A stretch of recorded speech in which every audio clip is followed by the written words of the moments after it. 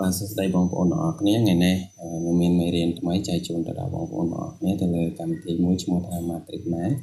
ដែលជាកម្មវិធីសម្រាប់ធ្វើការរចនាគ្រឿងអលង្ការអញ្ចឹងនៅក្នុងនេះ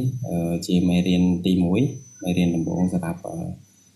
បងប្អូនណាដែលអត់ទាន់ចេះប្រើប្រាស់ទៅលើកម្មវិធី Matrix អញ្ចឹងខ្ញុំចង់បង្ហាញមុនដំបូងគឺបង្ហាញទាក់ទងទៅលើ curve ហើយនៅក្នុង curve គឺវាមាន3ចំណុច3ប្លោះគឺច្រើនមែនទែនប៉ុន្តែខ្ញុំនឹងលើកយកតែ curve ណាដែលវាចាំបាច់ធ្វើប្រចាំថ្ងៃហើយនឹងក្នុងការប្រើប្រាស់ design ទូទៅ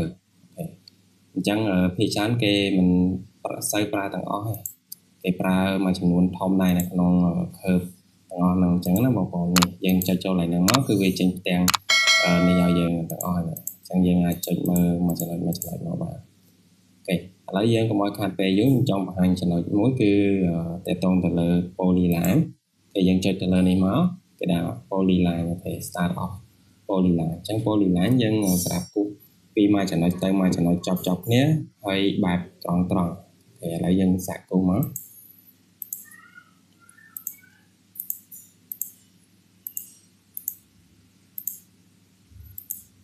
អញ្ចឹងអានេះគេហៅថា polyline យើងអាចគូសពីមួយចំណុចទៅមួយចំណុចហើយយើងចង់ភ្ជាប់ចូលគ្នាក៏បានឬក៏មិនភ្ជាប់ចូលគ្នាក៏បានដែរអញ្ចឹងណាបងប្អូនអូខេឥឡូវយើងគូសទម្រង់បែបផ្សេងមួយទៀតយើងអាចគូស4ជ្រុងមកយើងប្រើ shift ជំនួយយើងស្រាប់យើងគូសឲ្យត្រង់អូខេអញ្ចឹងយើងទទួលបានប៉ុណ្ណាអញ្ចឹងយើងគូសតែ3ទៅក៏បានដែរយើងចុចម្ដងទៀតមក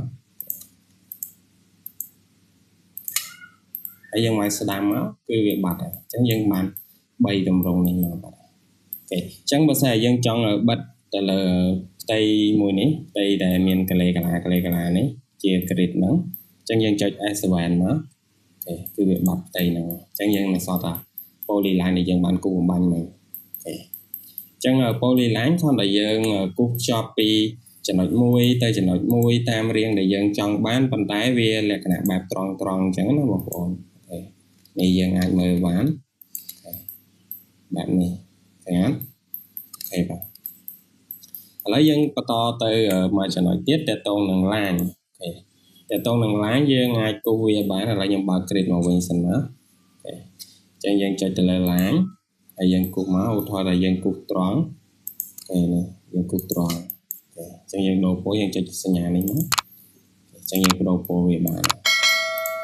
ខេអញ្ចឹងយើងចុចម្ដងទៀតមកយើងគូស line យើងចង់គូសបែបណាគូសពីចំណុច0យើងវាយលេខ0មក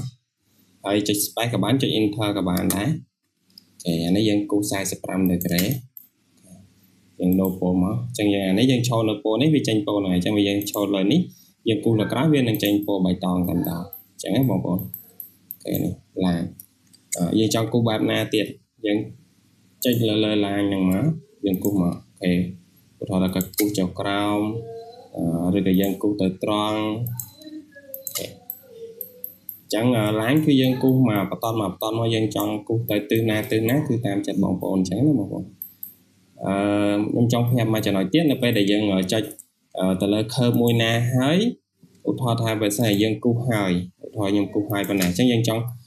គូស line នឹងដដែលប៉ុន្តែយើងអត់ចាំបាច់មកចេញលើនេះទេយើងប្រើ space មកគឺវាចប់ history ឲ្យយើងអូតូហើយពេលយើងចុច space មកវានឹងចប់ history ឲ្យយើងឥឡូវហើយអញ្ចឹងយើងគូសមកគឺវាបានដូចគ្នាអញ្ចឹងឥឡូវខ្ញុំចុច space ម្ដងទៀតណានេះវា load មក line ហើយវាចាប់ history ឲ្យយើងអញ្ចឹងយើងគូសមកខ្ញុំគូសមកខាងនេះមួយទៀតអូខេចាឥឡូវយើងបាន2ចំណុចហើយតកតងនឹងpolyline ហើយនឹង line អូខេអញ្ចឹងយើងចូលទៅមួយចំណុចទៀតតកតងទៅលើនឹង intern curve ហ្នឹងគឺការគូសcurve គូសខ្សែលក្ខណៈរាងកោងអីតាមដែលយើងចង់បានអញ្ចឹងណាឥឡូវយើងចុចទៅលើ intern curve ហ្នឹងមកគេឧទាហរណ៍ខ្ញុំបើកពីចំណុច0អញ្ចឹងចុចលេខ0ហើយយើងចុច space ក៏បាន enter ក៏បានទៅតមកយើងគូសមកឧទាហរណ៍ខ្ញុំចង់គូសបែបនេះ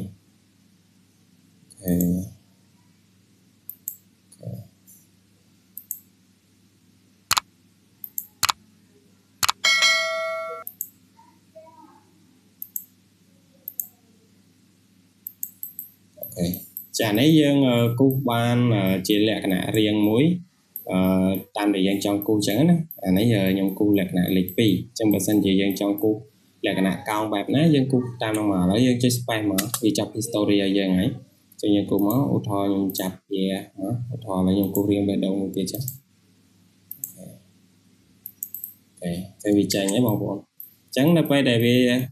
ចេញមកវាអត់តស្អាតទេប៉ុន្តែយើងត្រូវការជំនួយបន្ថែមទៀតតទៅនៅលើ point ប៉ុន្តែយើងអត់តហ៊ានដល់ទេយើងរៀនមកចំណុចទៅមកចំណុចសិនអញ្ចឹងណាបងប្អូនអូខេឥឡូវយើងសាកគូសមករៀងទៀតយើងប្រើ intern curve នឹងដែរឧទាហរណ៍ថារៀងកោងបែបនេះចឹងអូខេហើយបន្តមកយើងចែកវាភ្ជាប់ចូលមកវិញមក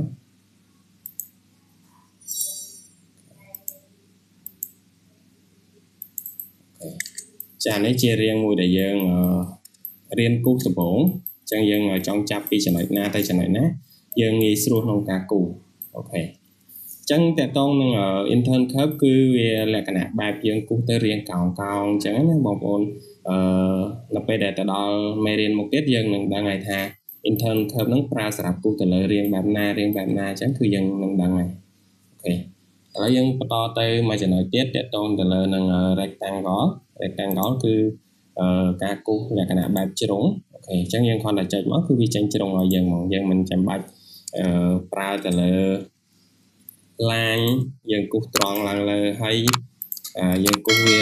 4ដងឲ្យវាចេញជាលក្ខណៈរាង4ជ្រុងឲ្យយើងអត់ចាំបាច់ធ្វើបែបហ្នឹងទេហើយយើងចាំបាច់ធ្វើបែបហ្នឹងទេហើយក៏យើងមិនចាំបាច់យក polyline យកមកគូសវាខ្ចប់គ្នា4ដងដែរហើយយើងអត់ចាំបាច់គូសខ្ចប់គ្នាបែបហ្នឹងទេយើងចង់គូសជ្រុងយើងប្រើតែមួយមកយើងចុចrectangle មកគឺយើងគូសបានហើយអូខេនេះយើងគូសបានប៉ុណ្ណឹងគឺលឿនមកអូខេអញ្ចឹងនៅពេលដែលយើងចង់លុបវាយើងចុច delete ធម្មតាមកបងប្អូនអូខេចុចkey delete នៅលើ keyboard ឬក៏យើងមួយទៀតយើង select លើវាហើយយើងវាយពាក្យថា de ក៏បានដែរក៏វាចេញ delete ឲ្យយើងដែរអូខេអញ្ចឹងយើងរៀនបាន5 tool មែនទេអូខេអញ្ចឹងខ្ញុំបង្ហាញបងប្អូន5 tool សិនសម្រាប់មេរៀនក្រោយយើងនឹងរៀន tool បន្តទៀតអូខេអញ្ចឹងនៅមេរៀននេះមានតែប៉ុណ្្នឹងហើយអរគុណច្រើន